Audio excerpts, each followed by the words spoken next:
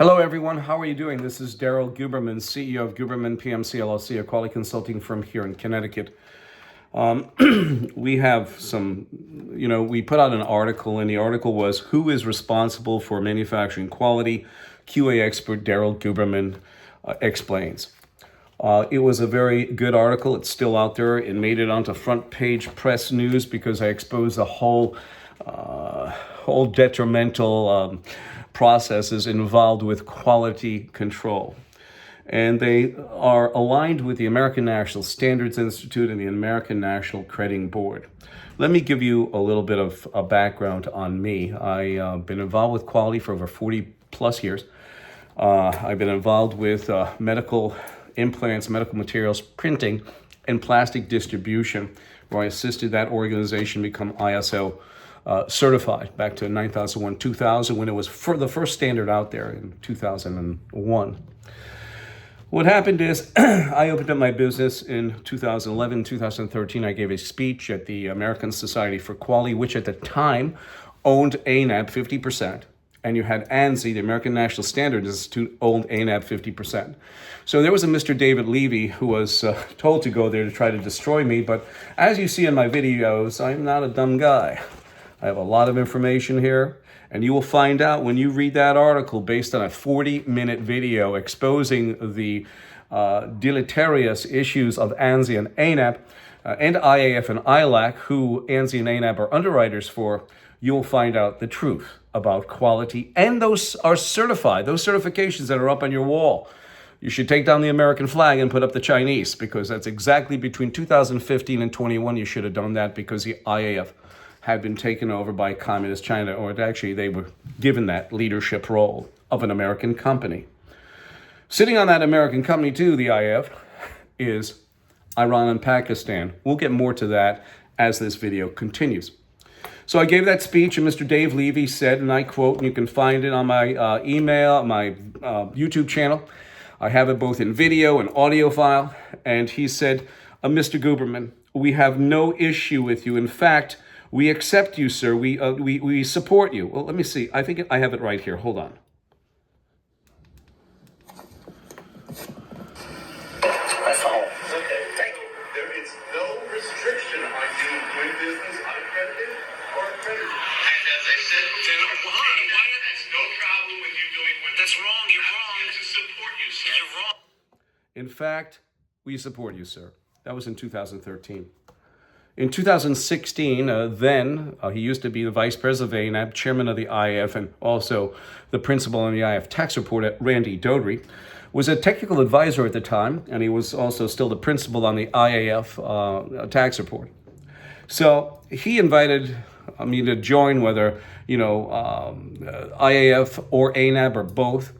And at that time, he had already given the leadership role to a communist Chinese national who was also the chief executive of the China National Accreditation Services in Beijing, China. Do you think I, as a proud American, want to do that?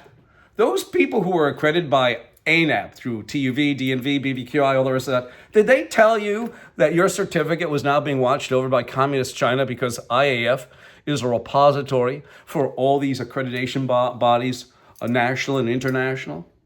We're going to continue on. So I opened my own business.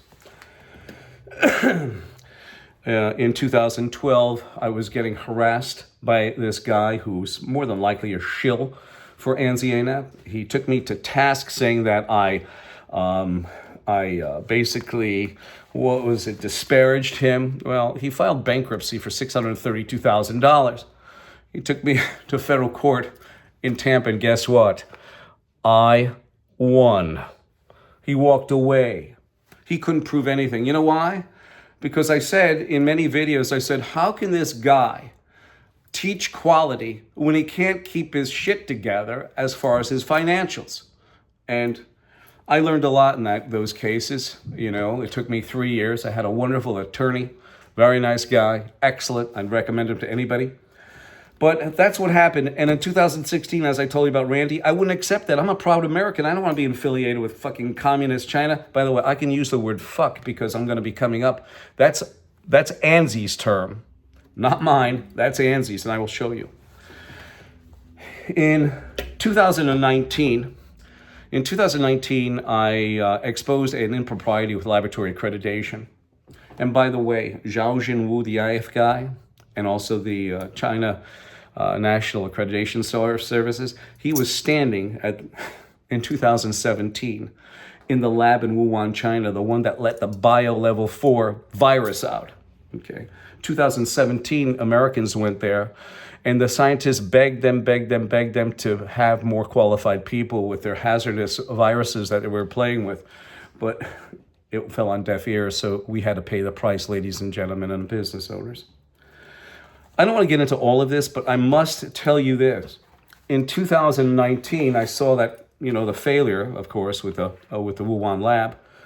I saw that Zhao Jinwu, who was the IF chairman at the time, also the chief executive of the China National Accreditation Services, standing in the laboratory. And I also have a quote from a disposition that was given by the vice president of certification for laboratory, Ms. Pamela Sale in Texas, and she said, from one laboratory to another, there are variances. It's basically out of control. So you have all the 1,700 flavors, that they have on laboratory accreditation, and you have a serious issue going on where you do not have protocols, and she's the one who stated that. So I broke that open, and I exposed A2LA, which is an accreditation body for laboratory. And what happened was, I exposed that, and Miss Ashley Morton, who worked for A2LA at the time, wrote me back underneath the video stating that A2LA and ANSI are two separate accreditation bodies unto themselves. Now, I always thought that ANSI was a standard writer. All of a sudden, she's the one who told me it's an accreditation body now. They switch back and forth. But let me stick to the point here. I showed on video a placard that had A2LA and ANSI's logo behind it, saying, yeah, they're members on the ANSI board.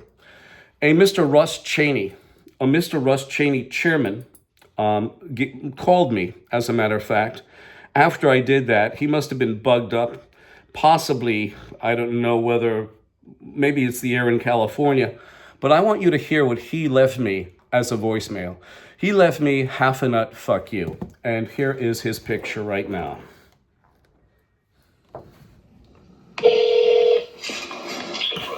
Please leave a message and I'll return your call as soon as possible. Record your...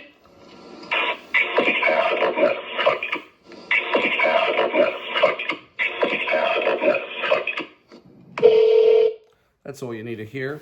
I sent a letter to Joe Batia, the CEO. I did the normal course of events. And his lawyer got a hold of it, Jameson Carroll of Carroll and Weiss in Atlanta, Georgia. And this is what he said. He said, after analysis, we were unable to identify any harassing or objectionable content in the brief audio file. Let's play it one more time, shall we? This is Russ Cheney. Please leave a message and I'll return your call as soon as possible. Record your...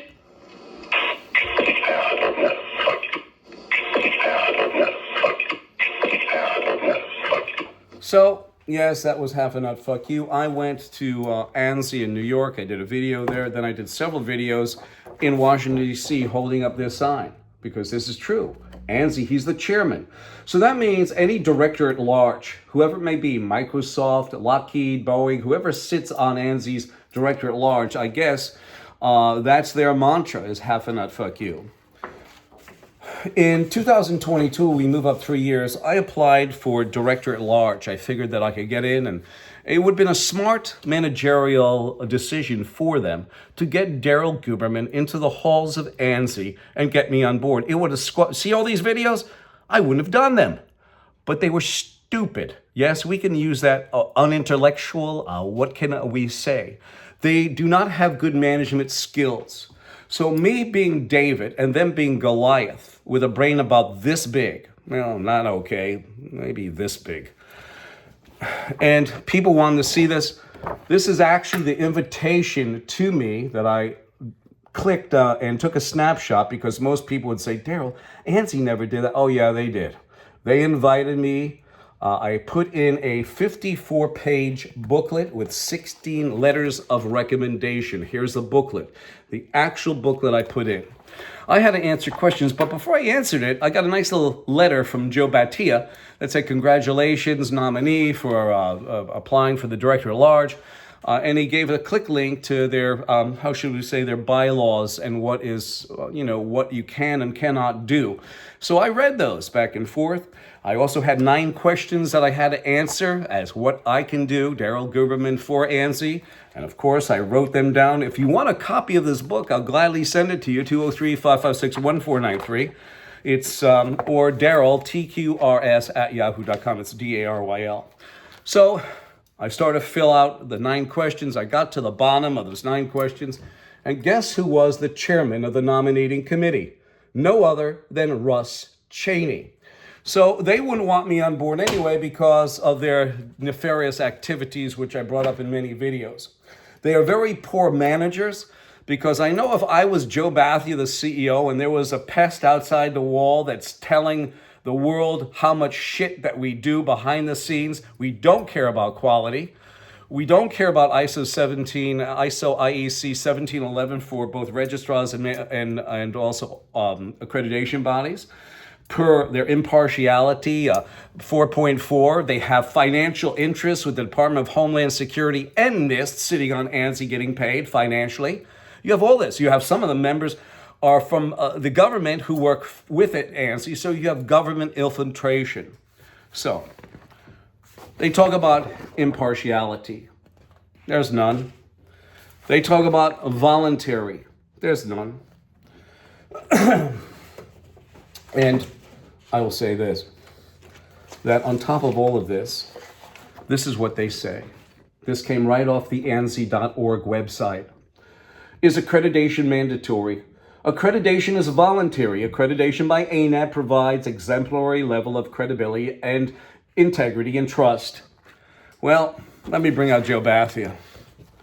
So this is Joe Bathia, CEO of ANSI ANAB. And at the time I clicked this, he was making, this was 2015. I know it's 8 years back, but listen to his salary.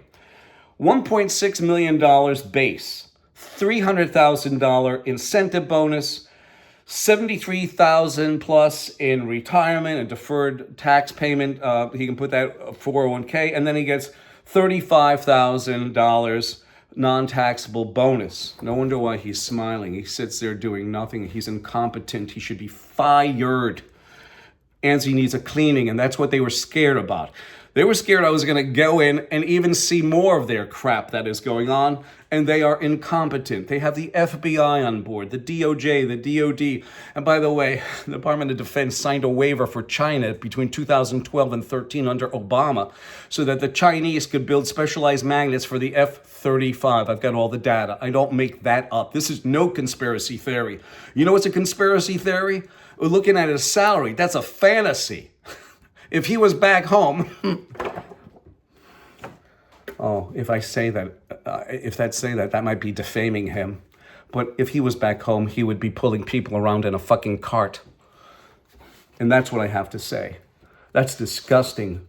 They have poor management. That's why they're going to go down. And I'm not threatening. That's a truth. With their poor management style, they are unbelievable. But they feel impervious because they have Christopher Wray on there, the FBI, who said we must maintain vigilance over China, yet between 2015 and 21, the FBI was watched over by communist China. On top of this, ANSI and ANAB sat on the IAF, the International Accreditation Forum, where Zhao Jinwu is. But regardless of that, they have Iran and Pakistan who are equivalent in accreditation to ANAB, equivalent to accreditation to ANSI ANAB. And ANSI ANAB are underwriters, okay? There's a problem here. With the voluntary, it's really problematic when they say ANAB provides an exemplary level of credibility and integrity. Pfizer, skip quality processes and standards. All these organizations, corporations sit on ANSI's board. Boeing, fudged documentation, just like AOG, the counterpart there, that supplies to OEMs, okay, original equipment manufacturers like Boeing and GE and all the rest of the Seraphan. Seraphan G was a collaboration for the CFM56 engine, which those parts affected. I think they affect a little bit more than that, but they don't want to put a scare into you, ladies and gentlemen. I bet you there's about 8,000 aircraft out there. Nobody wants to talk about it. right? Loose lips sink ships. But anyway, you have AOG. I already mentioned Boeing. I mentioned Pfizer. Johnson & Johnson, too. 75 million vials of COVID vaccine got recalled because of issues of quality. You have Lockheed Martin. On their 801st ship, that F-35, they still have quality issues. You would figure by ship number 3, they should have been able to eliminate a lot of that. But they didn't. They didn't care. They just push them out. We'll fix them on out in the woods, whatever it is, out in the Air Force Base. It doesn't work that way. Quality is ingrained in the product before it goes out the door. Okay? It really is. It doesn't happen mysteriously after the hangar door is closed and you ship it out. That's when it's too late. People die. So yeah, after their 801st F-35, still quality issues up to and including loss of aircraft and loss of pilots. So do you find that what they say in their procedure here, ANABS provides an exemplary degree of integrity and trust? Absolutely not, because this is what the word is that they use for that bullshit. It's obfuscation. The action of making something obscure, unclear, or unintelligible. So the article that came out about manufacturing is a good one, if I do say so myself. It exposes a lot of the mess that is out there in quality, and the name of it was and is, and it will be in the description. It'll probably be the only article there. But I will probably put the Pfizer skipping quality processes, Boeing fudging documentation. I'll put Johnson & Johnson there, and also a Lockheed Martin.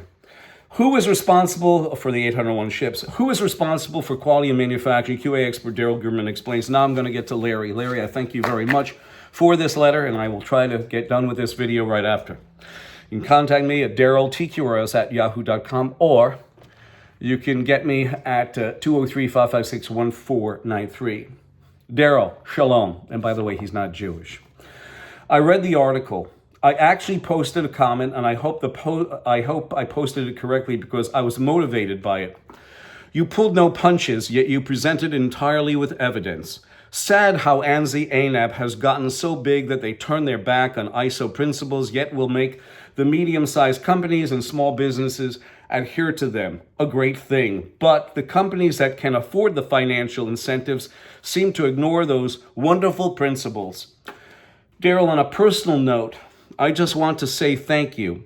I'm about a year out from officially putting my shingle out on KYK Consulting, and you have been doing this longer than I've worked in the industry. Yet, you understand and present yourself as someone who remembers when they first started.